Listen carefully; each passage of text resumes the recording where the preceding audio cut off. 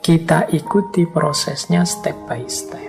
Itu yang disebut alon-alon waton kelakon, pelan-pelan tapi mantep.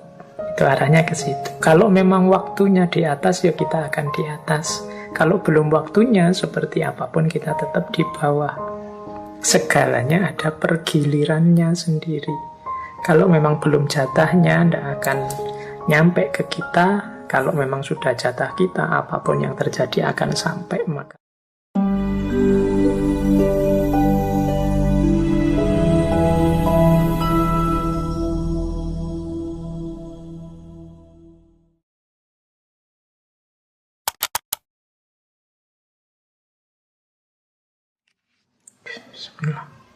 Assalamualaikum warahmatullahi wabarakatuh.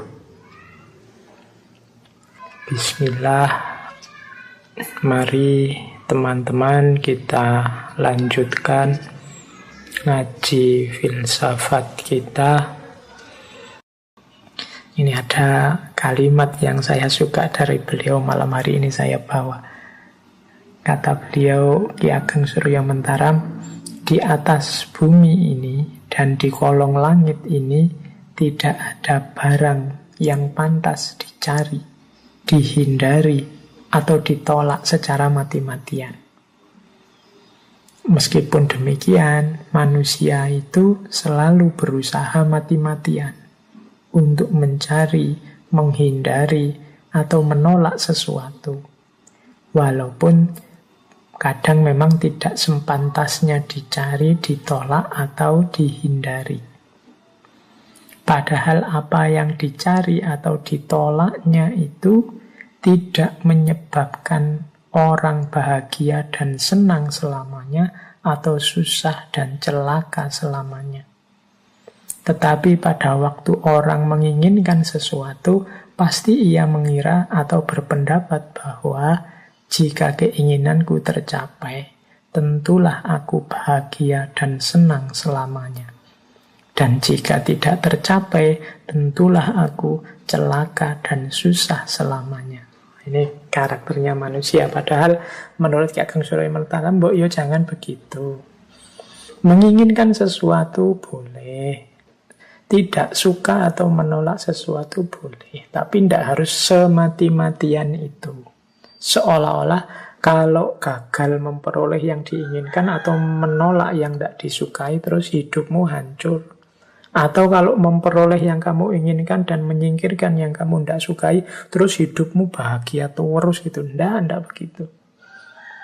Hidup tetap akan siklus, kadang senang, kadang susah. Kadang-kadang kita kan begitu. Pokoknya Pak, kalau saya diterima jadi PNS ini misalnya ya, wah sudahlah selesai hidup saya Pak, sudah bahagia terjamin sampai anak-anak cucu nanti. Atau kalau saya berhasil menikahi dia Pak, wah sudah hidup saya mesti tidak ada susahnya, seneng terus bahagia terus. Atau kalau saya punya uang 10 miliar saja Pak, wah pasti hidup saya itu ketawa terus, nggak ada sedihnya sama sekali. Kita kan sering punya rasa seperti itu. Atau menolak, wah pokoknya jangan dengan teman saya itu deh Pak, saya akan mati-matian menghindar karena teman saya itu tidak cocok sama saya benci sekali sama dia, semoga dia kita akan menolak mati-matian. Janganlah Pak kalau kerja di sana itu menurut saya, dan kita nolak mati-matian. Janganlah Pak kalau menikah dengan dia Pak, saya sudah lama tidak suka dengan perempuan seperti itu, bukan tipe saya. Terus kamu tolak mati-matian. Itu kan kebiasaan kita begitu Pak. Ki Ageng Surya Mentaram mengingatkan mbok yo jangan begitu. Jangan keterlaluan.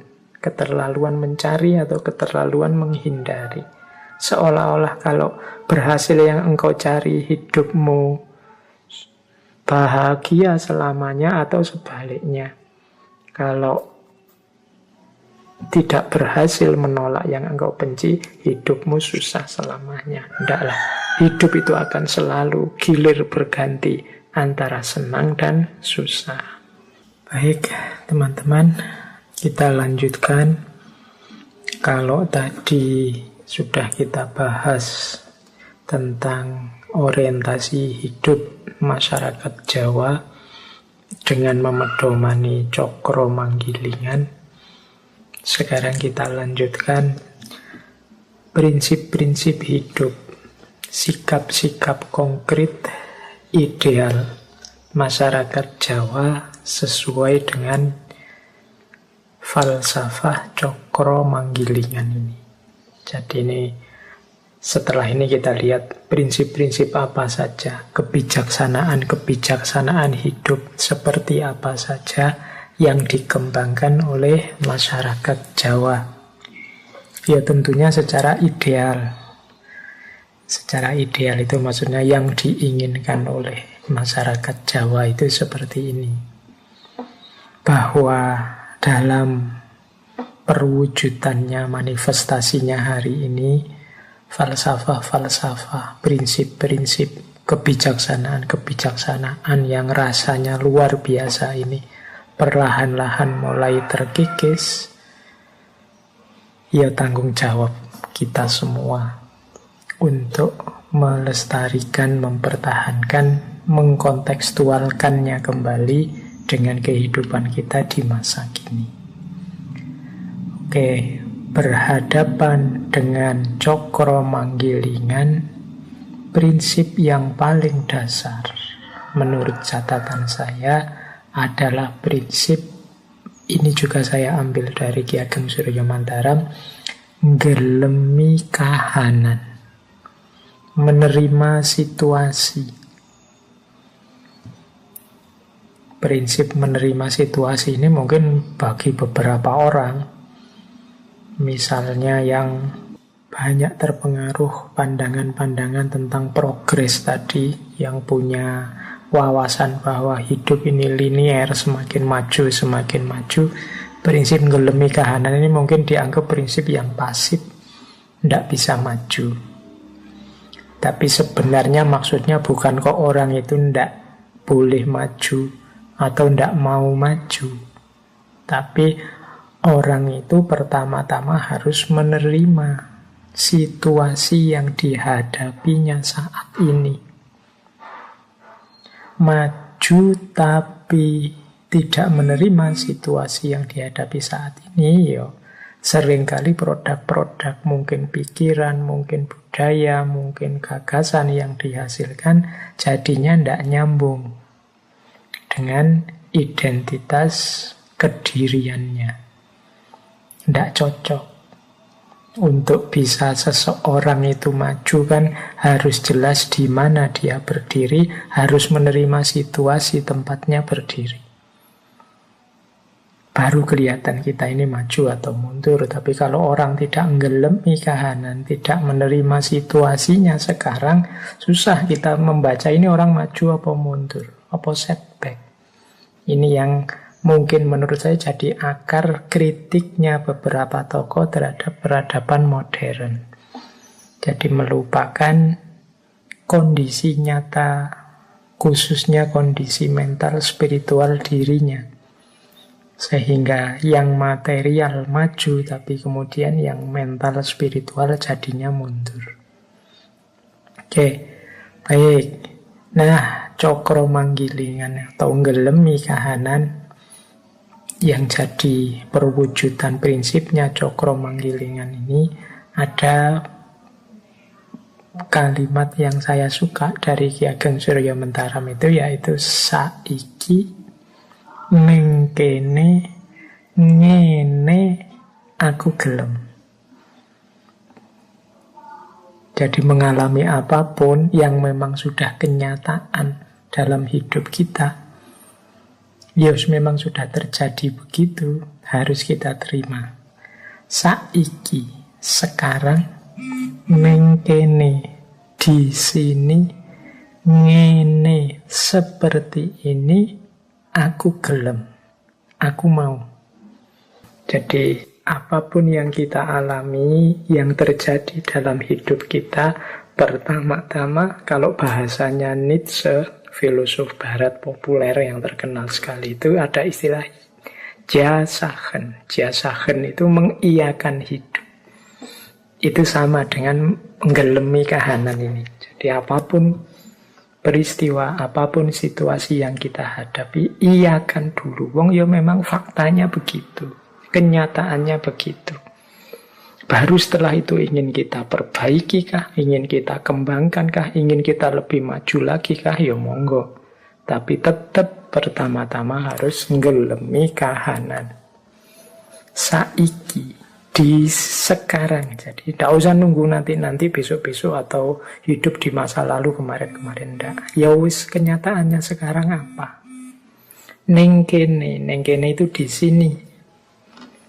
Jadi yo kalau saiki itu waktu, ning kene itu ruang. Ndak usah bingung mencari rujukan kemana-mana, ya wis. Diri kita sendiri ning kene, di sini, di situasi sekeliling kita sendiri. Ngene itu ngomong kondisi, situasi, modenya seperti ini. Aku gelem itu aku mau. Misalnya teman-teman mungkin membaca berita, wah orang Indonesia ini kok semakin ngamuan ya, semakin tersinggungan ya. Wah, teman-teman kita sekarang itu kok tambah cerewet ya, meskipun lewat medsos. Wah, tetangga-tetanggaku kok tambah egois ya, tambah susah untuk diajak hidup bersama-sama ya. Misalnya kita ngalami situasi macam-macam itu, ya kita iakan dulu. Ya memang kenyataannya begitu. Banyak orang tidak mau menerima kenyataan, membuat-buat alasan, mencari-cari dalih dari kenyataan, sehingga akhirnya dia malah salah memahami situasi, salah memahami kenyataan. Kalau kita salah memahami situasi, salah memahami kenyataan, tidak menerima kenyataan yang terjadi, ya sulit kalau kita ingin melakukan perbaikan-perbaikan. Oh iya Pak, kehidupan di tempat saya itu sekarang sudah mulai agak egois. Rasa kebersamaannya kurang. Nah, ya berarti terus gimana cara kita menyikapi itu biar lebih baik kan gitu. Tapi kalau sejak awal kita bikin dalih, misalnya, oh enggak kok Pak, itu kelihatannya saja enggak rukun. Aslinya ya rukun kok Pak. Kalau dulu ngobrolnya itu pakai nongkrong-nongkrong di luar bersama, sekarang pakai medsos Pak. Kalau dulu temannya sedikit, hanya kiri kanan, sekarang temannya sedunia Pak. Jadi tiap hari itu medsosan, tiap hari twitteran, tiap hari IG-an. Jadi lebih luas Pak. Nggak bisa yang kayak gitu disebut nggak rukun. Nah ya, cuma kan secara kenyataan harus diakui ketika orang sibuk dengan gadget, ya kedekatan secara fisik, kebersamaan secara fisiknya berkurang dengan tetangga-tetangga, dengan teman-teman di sekitarnya. Nah, ini diterima dulu, baru nanti dicarikan solusi, dicarikan perbaikan. Oh iya Pak, sekarang orang-orang itu gampang ngamuk, gampang marah, baperan Pak, mudah tersinggung sekarang. Kita salah ngomong sedikit bisa dilaporkan. Nah, ya diterima saja situasinya memang begitu. Setelah itulah terus solusinya gimana? Nanti kan ada perbaikan. Disitulah gunanya nggelemi kahanan. Banyak yang tidak terima. Ya hidup kita ya ada baiknya tapi juga ada buruknya, apapun itu. Maka kalau ada saudara kita, teman kita menyebut-nyebut buruknya, ya ndak harus kesusu ditolak. Siapa tahu itu memang kenyataannya begitu. Kita terima kemudian kita perbaiki. Jadi ini tidak harus diartikan kritik barat tadi, misalnya oh ini pasif, ini tidak aktif, tidak, justru terukur tindakannya, tidak asal maju. Inilah gunanya nggelemi kahanan. Makanya nanti di masyarakat Jawa itu ada istilah tadah, peradah, dan ora wegah. Tadah itu tidak meminta apapun. Tidak meminta itu maksudnya bukan tidak punya keinginan, tapi tidak banyak menuntut. Mensyukuri apa yang sudah dicapai. Orang bersyukur itu biasanya ya tidak mengeluh, tidak menuntut. Itu tadah. Menerima tadi, nggelemi kahanan. Tapi juga tidak diam. Selanjutnya ada perada. Perada itu mau repot untuk perbaikan sesama, untuk menyumbang tenaga, menyumbang pikiran, nyumbang ilmu, nyumbang harta untuk kehidupan sesama. Itu namanya perada. Jadi setelah menerima tadah, kemudian perada. Jadi tidak ada hubungannya dengan malas atau pasif. Justru dengan potensi yang sudah diakui, dimiliki saat ini, berusaha untuk melakukan yang terbaik, meskipun itu repot, meskipun itu capek, meskipun itu kehilangan. Itu namanya perada. Jadi ikhlas memberi. Dan yang ketiga, ora wegah. Ora wegah itu ndak males, ndak segan, ndak enggan, tidak menunda-nunda, ndak milih-milih ketika akan melakukan kebaikan. Jadi tidak hanya rebahan, ngerti ribuan jutaan konsep kebaikan, ngerti ratusan hikmah kebijaksanaan, kalau tidak diterjemahkan dalam kehidupan nyata sehari-hari, kalau kita hanya wegah saja, males, menunda-nunda, menunggu-nunggu besok saja, nanti saja, atau milih yang enak-enak saja, itu juga namanya wegah. Belum disebut terpuji. Yang terpuji itu ya tadah, peradah, ora wegah. Jadi setelah tadah menerima kahanan, gelemi kahanan, setelah itu peradah, mau repot, ikhlas memberi untuk sesama, dan yang ketiga, tidak males, tidak enggan, tidak menunda-nunda, tidak memilih-milih. Saiki ning kene ngene aku gelem. Sekarang di sini seperti ini aku mau. Ini penerjemahan Cokro Manggilingan dalam kehidupan sehari-hari. Jadi kita terima situasi kita hari ini, kita bergerak dalam perada sehingga roda terus akan berputar. Oke, terus yang kedua, menyikapi Cokro Manggilingan, roda yang selalu berputar, ada 3 prinsip yang terkenal sekali di tengah masyarakat Jawa, yaitu ojo dumeh, eling, dan yang ketiga waspodo.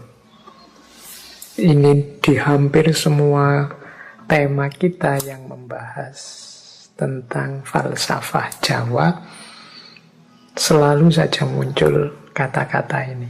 Dulu kita pernah belajar Wulang Reh, kita pernah belajar Wedotomo, dan banyak lagi serat-serat Jawa yang lain. Di hampir semua serat Jawa yang kita bahas, selalu saja ada ojo dumeh, eling, lan waspodo. Dulu pun waktu kita membahas tentang Semar juga ada 3 kalimat ini, 3 kata ini. Ini juga manifestasi dari orang yang punya kesadaran Cokro Manggilingan. Jadi yang pertama, ojo dumeh itu jangan mentang-mentang, jangan sombong. Orang dumeh itu biasanya orang yang punya sedikit kelebihan tertentu dibandingkan yang lain. Makanya sering diterjemahkan sebagai jangan sombong, jangan mentang-mentang.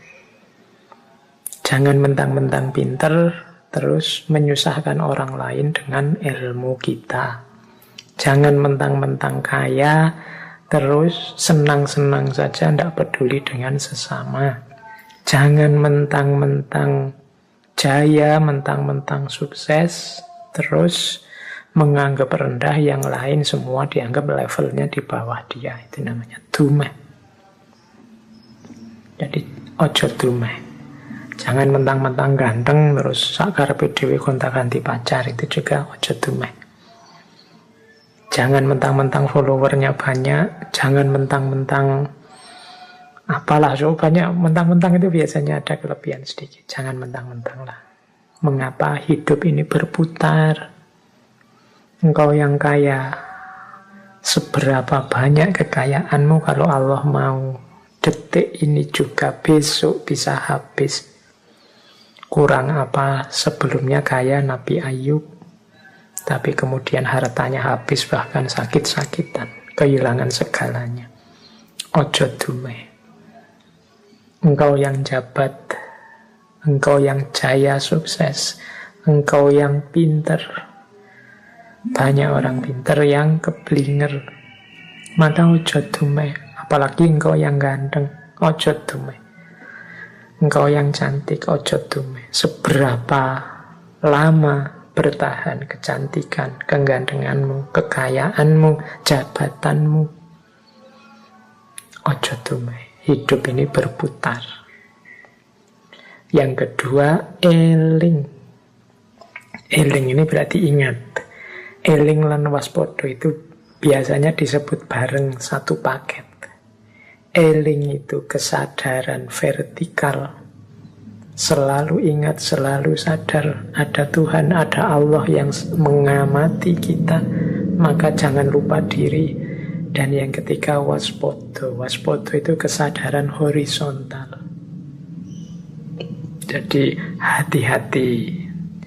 Hidup ini berputar, hati-hati. Hidup ini tidak selalu seperti yang kita inginkan. Yang di sekelilingmu itu orang lain, alam semesta, bisa mendukungmu, bisa juga jadi bahaya buatmu, bisa membuatmu gembira, bisa juga menyusahkanmu. Yang penting waspada, jangan lupa diri. Nah, ini aspek horizontalnya waspada, aspek vertikalnya eling. Eling itu berdimensi ketuhanan, berarti jangan lupa Allah selalu mengawasi kita. Waspada berdimensi alam kemanusiaan. Kita harus hati-hati, jangan sembrono hidup di muka bumi ini. Kesadaran eling, kesadaran waspada, ini menunjukkan juga kesadaran kita bahwa hidup ini cokro manggilingan, senantiasa berputar.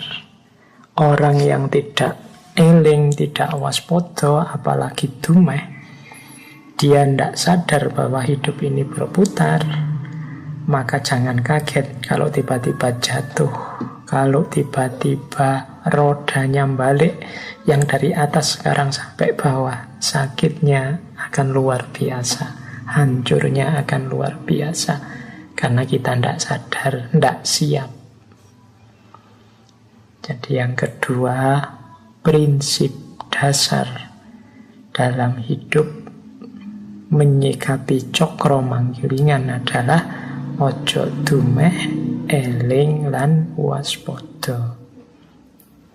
Ini saya sendirikan yang tiga ini karena menjadi salah satu prinsip utama dalam kehidupan masyarakat Jawa. Apalagi yang teman-teman Jawa mestinya harus ingat tiga prinsip dasar ini, jangan sampai lupa. Kesehatan mental kita antara lain ditentukan pada ojo dumeh. Ini dimensi psikologisnya. Kesehatan spiritual ditentukan oleh ketika kita eling, menyambung dengan yang atas. Sementara kesehatan hidup sosial bersama orang lain, bersama masyarakat di tengah alam semesta itu kita bersikap waspada. Jadi ojo dumeh, eling lan waspada. Oke, itu paket kedua, wisdom yang berhubungan dengan cokro manggilingan. Sekarang kita lihat yang ketiga, menyikapi cokro manggilingan. Prinsip apa saja yang dihidupkan di tengah masyarakat Jawa? Itu saya bawa beberapa prinsip yang ada kata-kata ojo-nya. Ojo itu artinya jangan. Tadi ada ojo dume. Nah, ojo dume saya sendirikan karena jadi prinsip yang utama. Tapi ini ojo-ojo yang lain. Jadi banyak sekali jangannya. Karena ini kalau dalam bahasa sering saya sebut ini semacam remnya. Silahkan lakukan apa saja asal remnya paten. Remnya paten itu berarti jangan nabrak hal-hal ini. Baik, kita lihat. Orang yang sadar bahwa hidup ini berputar, kadang di atas, kadang di bawah. Yang pertama, ojo adigang, adigung, adiguno. Ojo adigang, adigung, adiguno. Maksudnya ojo adigang itu jangan sombong mengandalkan kekuatanmu. Ojo adigung itu jangan sombong mengandalkan kekuasaanmu. Adiguno itu jangan sombong mengandalkan kepandaianmu. Kekuatan, kekuasaan, kepandaian itu sesuatu yang kita miliki hari ini mungkin, tapi pada saatnya juga akan pergi.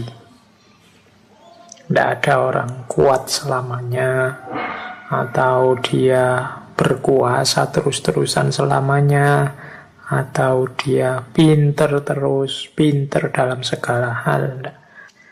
Setiap kekuatan, setiap kekuasaan, setiap kemahiran, kepintaran ada batasnya. Dalam hal tertentu mungkin kita pintar, tapi dalam sangat banyak hal yang lain kita termasuk yang tidak tahu apa-apa.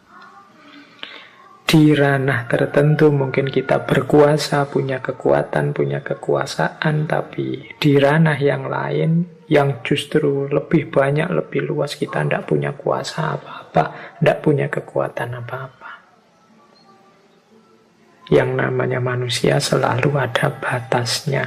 Orang sombong itu merasa kekuatannya tidak terbatas, kekuasaannya tidak terbatas, dan kepandaiannya juga tidak terbatas. Orang yang merasa kekuatannya tidak terbatas, itu biasanya menganggap yang lain lebih lemah dari dirinya. Orang yang merasa bahwa kekuasaannya tidak terbatas biasanya cenderung menganggap yang lain lebih rendah dibandingkan dirinya. Sementara orang yang merasa sangat pandai, kepandaiannya tidak terbatas biasanya cenderung menganggap yang lain lebih bodoh, lebih keliru, lebih sesat daripada dirinya. Ini memanifestasikan orang yang tidak sadar bahwa hidup itu muter. Tadi di atas saya bilang, kalau Allah mau kekuasaan, kekuatan sedahsyat apapun bisa satu detik hancur. Bagaimana ceritanya misalnya Raja Namrud zaman Nabi Ibrahim yang meninggal karena seekor nyamuk. Kurang dahsyat apa seorang raja kalahnya sama nyamuk? Kurang merasa besar apa manusia modern dengan segala kedahsyatan teknologinya? Kita merasa menguasai bumi dan seisinya, ya kalahnya melawan bahkan lebih kecil dari nyamuk, virus namanya COVID-19. Jadi tidak pantas kita itu sombong, tidak pantas kita itu merasa pintar, merasa kuat, merasa besar. Itu yang pertama. Ojo selanjutnya. Ini paket ojo-ojo, ini paket jangan-jangan. Ojo gumunan, ojo getunan, ojo kagetan, ojo aleman. Ojo gumunan itu mudah kagum.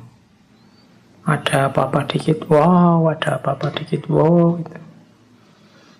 Itu Mudah kagum. Orang yang mudah gumunan, mudah kagum itu biasanya mudah ditipu, mudah dibohongi. Yo, fenomena viral itu kan banyak memanfaatkan logika manusia yang suka gumunan.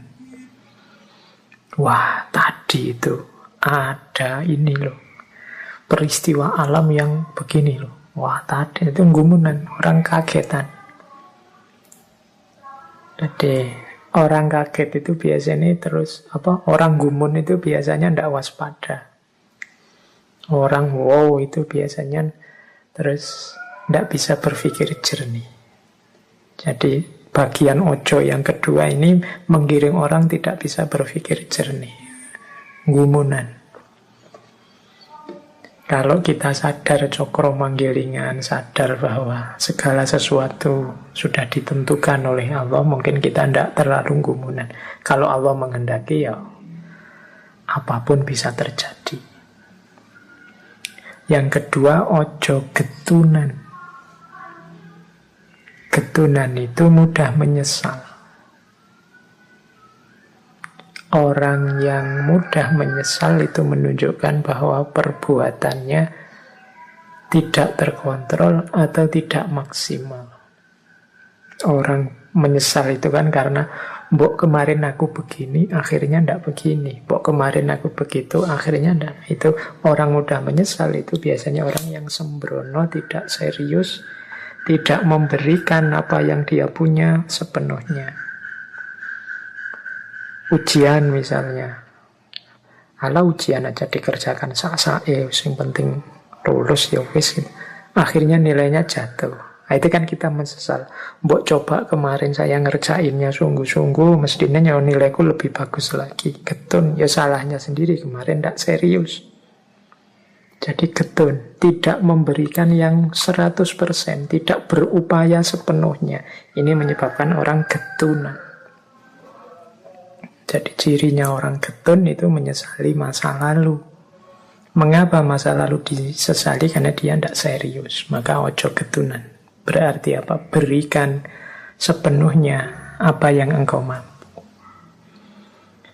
Kemudian ojo kagetan. Ojo kagetan ini jangan mudah kaget. Biasa saja. Di dunia ini apa sih yang tidak mungkin? Kalau sering-sering kaget jadinya kita tidak waspada. Mudah ditipu orang, mudah ditrik orang. Tiba-tiba ada WA, selamat, Bapak memenangkan undian sebesar 750 juta. Oh, itu kaget, waduh, jangan-jangan aku menang beneran ini. Jangan-jangan, enggak lah, biasa saja. Sekarang banyak yang kayak gitu, nipu-nipu. Jadi, memanfaatkan situasi psikologis kita yang mudah kaget. Kalau tiba-tiba ada kabar apa itu terus kita kaget. Ketika kita kaget, kita tidak waspada. Ada ya hari ini banyak itu yang lewat medsos itu tiba-tiba juara 1 atau kadang ngeri itu anak bapak kecelakaan. Itu harus kita kaget. Ketika kita kaget kehilangan kewaspadaan, tidak bisa waspada. Maka jangan kagetan, terus berpikir yang jernih, yang waspada. Yang keempat, ojo aleman. Ojo aleman itu jangan manja. Atau kadang juga diterjemahkan jangan senangnya dipuji saja. Orang aleman itu orang yang selalu minta dilayani. Jadi harusnya dia bisa memenuhi sendiri, dia nunggu dipenuhi orang lain. Itu kan bukan tugas saya. Meskipun sebenarnya kalau dia tandangi ya beres, tapi aleman. Jatahku kan cuma ini. Itu kan tugasnya dia misalnya. Jadi tidak ringan tangan. Dan dia inginnya dilayani terus. Itu aleman. Jangan aleman. Orang aleman itu berarti dia tergantung pada orang lain. Tidak mandiri. Meskipun tadi diartikan suka dipuji, orang suka dipuji juga berarti hidupnya tergantung pada orang lain. Tidak mandiri versi dirinya. Nah, jadi yang kedua, ojo kagetan, ojo gumunan, ojo getunan, ojo aleman. Ojo gumunan, jangan mudah kagum. Ojo getunan, jangan mudah menyesal. Ojo kagetan, jangan mudah kaget. Ojo aleman, jangan manja. Terus paket ojo selanjutnya. Ojo ketungkul marang kalungguhan, kadonyan lan kamareman. Jangan ditaklukkan oleh kedudukan, keduniaan, harta benda, dan kemareman, kesenangan. Jadi hidup kita tolong jangan diperbudak oleh posisi atau jabatan atau kedudukan. Jangan diperbudak oleh harta, jangan diperbudak oleh kesenangan saja. Diperbudak itu berarti kalungguhan, kadonyan, kamareman itu yang menyetir kita, bukan kita yang menguasai kedudukan, harta, dan kesenangan. Bukan kita yang mengendalikan kesenangan, tapi kesenangan yang mengendalikan kita. Dikendalikan oleh kesenangan itu ya berarti hidup kita itu yang kita tuju seneng terus. Kita tidak bisa ngerem kesenangan.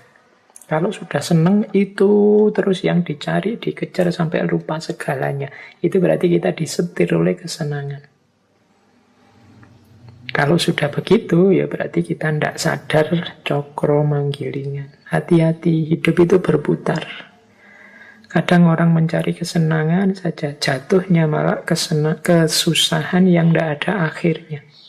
Kadang orang mencari kedudukan, jabatan, lupa segalanya, hanya mikir jabatan saja, akhirnya jatuhnya malah kehinaan. Banyak orang mengejar harta, menghalalkan segala cara, akhirnya malah jatuh miskin. Maka ojo ketungkul marang kalungguhan, kadonyan lan kamareman.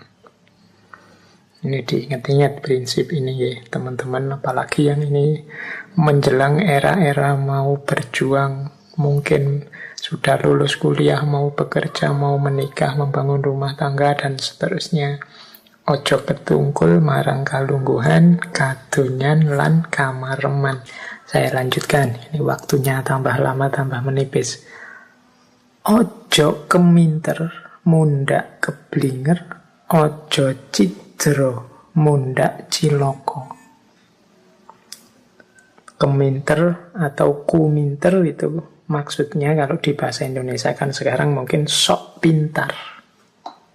Sok pintar itu sebenarnya ndak pinter, tapi gayanya kayak orang pinter. Nah itu namanya keminter. Ndak menguasai ilmunya, ndak ngerti teorinya, tapi gayanya kayak orang yang sudah ahli. Nah itu namanya keminter. Hati-hati, ojo keminter, mundak keblinger. Nanti engkau akan sesat loh. Jadi keblinger itu ya terbelokkan. Terbelokkan itu ya tersesat. Jangan keminter deh. Kalau ndak ngerti bilang aja ndak ngerti. Kalau belum mendalam jangan kesusu mengajar. Ojo keminter. Jangan kesusu ngeser-ngeser hal yang kamu ndak paham benar. Segala isi dan konsekuensinya. Hari ini kan kadang-kadang kita ndak sadar jadi orang keminter. Wong yo fikih ndak ngerti, kita memfatwai orang lain. Ini ndak boleh, ini haram, ini makruh, ini bid'ah, dan lain sebagainya. Nah ini kan memfatwai orang lain, memvonis orang lain dengan fatwa agama. Wong kita ini bukan ahli fikih. Biarlah yang ahlinya saja yang menilai. Kalau kita bukan hakim kan jangan menghakimi orang lain. Ojo keminter, nanti keblinger. Keblinger itu sesat. Maunya orang lain jadi lebih baik, malah dirinya sendiri sesat. Kalau dirinya sendiri sesat, ya yang disampaikan nanti menyesatkan orang lain. engkau keblinger nanti. Jangan keminter. Pinter itu bagus, tapi jangan keminter. Sok pintar. Kemudian ojo cidro mundak ciloko. Cidro itu bisa diartikan curang, bisa diartikan berkhianat, bisa diartikan jahat. Jangan melakukan yang jelek, yang khianat, yang jahat. Nanti engkau celaka sendiri. Apa yang engkau tabur, itulah yang engkau panen. Kalau engkau menaburkan yang jelek-jelek, panenmu juga pasti jelek-jelek. Tapi Pak, buktinya tetangga saya senang terus meskipun dia jahat sampai meninggal. Jangan lupa, hidup ini tidak hanya alam purwo, alam madya, tapi juga ada alam wusono. Di sanalah yang sejati akan kelihatan. Ojo cidro mundak ciloko. Baik, itu paket selanjutnya. Terus ini. Ojo milik barang kang melok. Ojo mangro mundak kendo. Ojo milik barang kang melok itu jangan merasa memiliki apapun yang menempel padamu. Jadi semuanya itu tidak hakiki. Jadi ojo milik barang melok itu jangan merasa hartamu, kedudukanmu, jabatanmu, kemuliaan, kehormatan dari masyarakatmu itu kan hal-hal yang engkau miliki sekarang, yang melok padamu. Dia hanya melok ikut, tapi bukan milikmu. Jangan merasa milik. Bahkan termasuk anak istri. Yo kalau bahasa lain itu semuanya hanya titipan dari Allah. Tugas kita mengelola sesuai dengan amanat yang punya. Ya yang punya Allah. Amanatnya Allah kita jalankan. Kita dititipi istri, dititipi suami, dititipi anak, dititipi harta, dititipi jabatan. Semuanya harus kita kelola dengan baik sesuai keinginan yang nitipi. Maka ojo milik barang kang melok. Jangan diperlakukan seperti milikmu. Tetap sadarilah bahwa itu hanya titipan. Jadi caramu memperlakukan sesuai yang nitip. Yo kalau teman-teman nanti ada di kajian-kajian tasawuf ini lebih dalam. Bagaimana kita jangan terikat, jangan melekat dengan dunia. Kemudian ojo mangro mundak kendo. Jangan mendua. Maka akan kendo. Kendo itu kendor. Kendor itu berarti tidak fokus. Mangro itu tidak fokus, mendua. Terlalu banyak pertimbangan. Akhirnya tidak jalan, tidak fokus. Akhirnya lelet dalam perjuangan. Iya Pak ya, saya bisa ini, bisa itu. Enaknya gimana? Memang pikiranmu bercabang-cabang. Tidak fokus, akhirnya tidak jalan-jalan. Saya mau sih Pak, serius. Tapi nanti efeknya begini ya Pak. Kalau yang ini bagus juga, tapi efeknya begitu. Kadang-kadang ini hanya membingungkan kita saja. Maka mantapkan kalau menurutmu itu sebuah kebaikan, kebenaran, ya resikonya pasti saja ada. Tidak ada yang perfect. Ambil saja jalan. Jangan terlalu banyak berpikir neko-neko. Ojo mangro, mundak kendo, mendua. Komitmennya double-double. Nah itu biasanya terus kendor.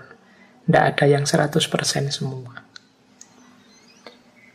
Ojo gigi mongso. Ojo gigi mongso itu jangan terlalu ambisius.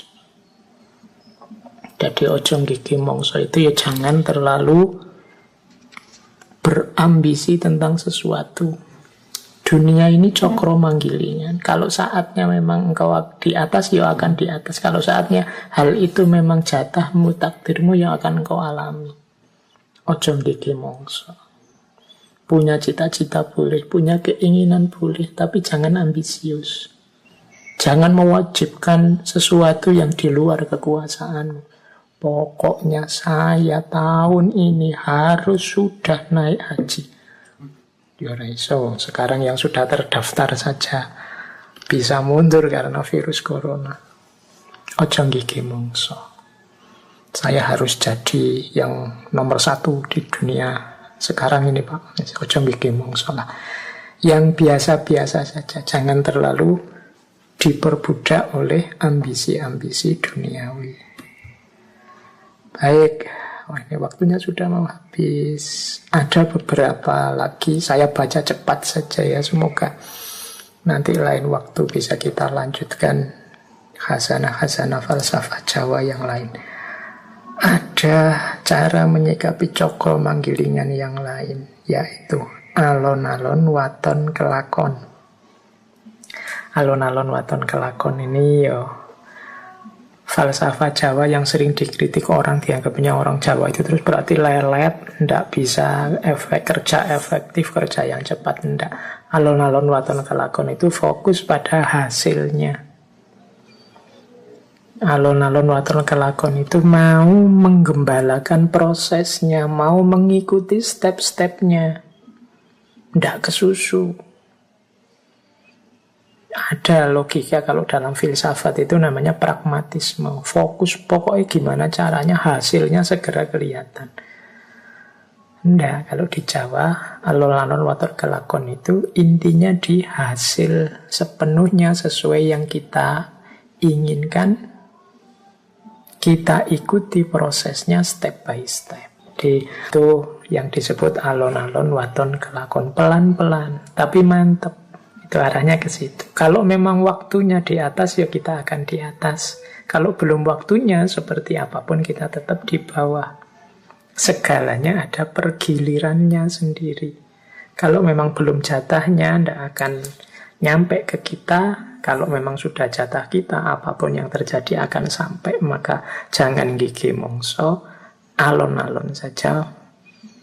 Semoga cita-cita tercapai. Alon-alon waton kelakon.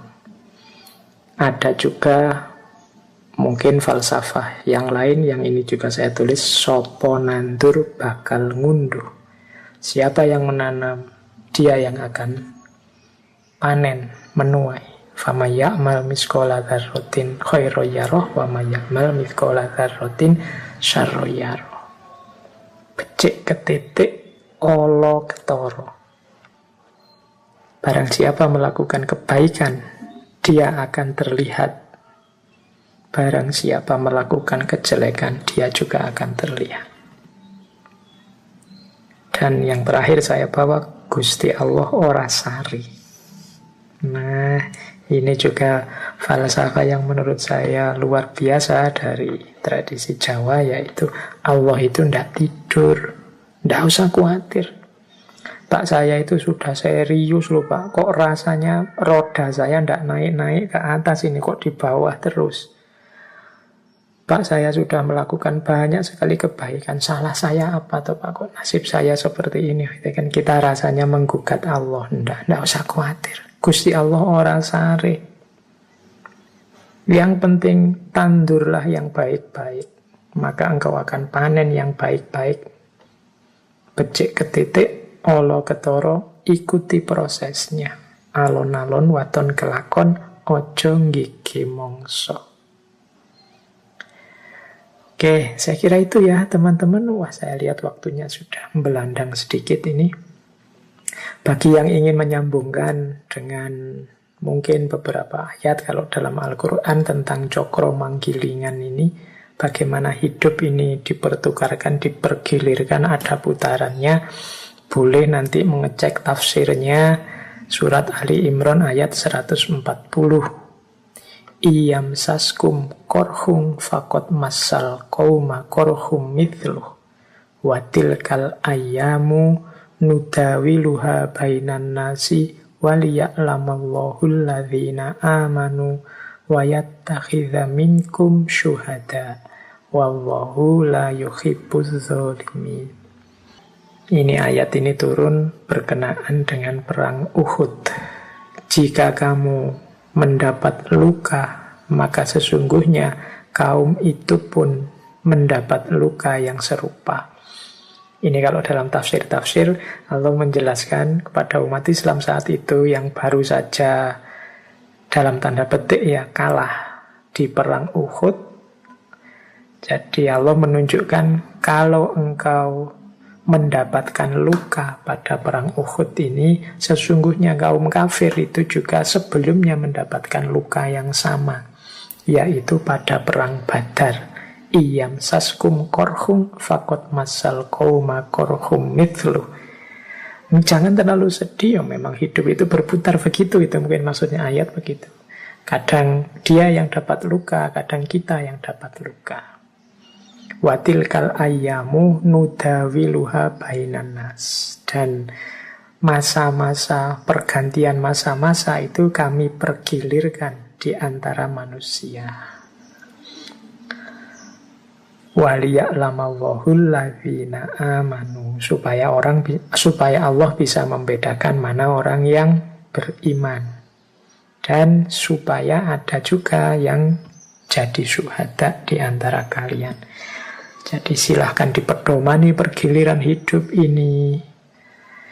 Asalkan, itu kata-kata yang terakhir, wallahu la yuhibbul dzalimin. Jangan sampai kekalahan, jangan sampai kejatuhan mendorong kita berbuat zalim. Jangan sampai sebaliknya juga kemenangan membuat kita sombong, lupa pada Allah. Nah, ini silahkan yang teman-teman concern dengan tafsir ayat ini bisa dicari korelasinya dengan cokro manggilingan.